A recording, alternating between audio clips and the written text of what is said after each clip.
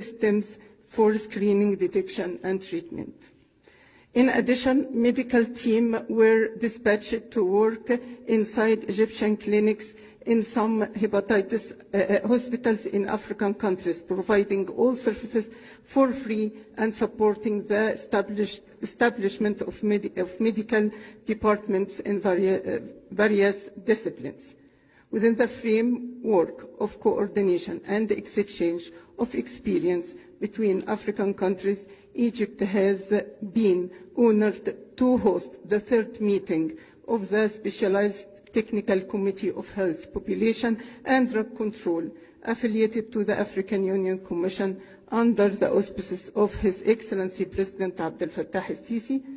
Many achievements have been made, not least of which the commitment to accelerate the efforts to overcome the hurdles and to solve the health and social problems afflicting our continent, and the collective commitment to develop a vaccination system in Africa so as to protect our future generations from diseases that have exhausted our communities for decades.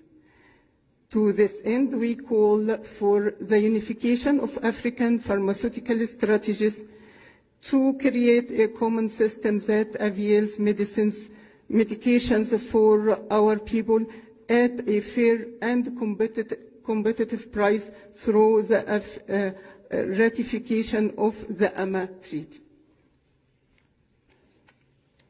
Ladies and gentlemen, it's a great pleasure for us to join together today to discuss such important topics that have long been burdensome to us. Let us join hands and move together towards fulfilling our commitments to promote health, safeguard the world, and serve our people. Talking about Morocco's experience, I think it's despite our low responsibility in terms of greenhouse gas emissions, we have revised, as you know, upward our ambition with regard to our NDCs by reducing our greenhouse gas emissions by more than 45% by 2030 instead of the 42% that we had before, as part of our integrated strategy of low carbon development by 2050. It's a proactive political choice made by His Majesty the King Mohammed VI, and it has generated a dynamic among all political and economic actors as well as civil society. Today we have 50 renewable energy projects with an installed capacity of 4 gigawatts that are already in service, and we have more than 60 projects that are under development and under construction. But that is not enough.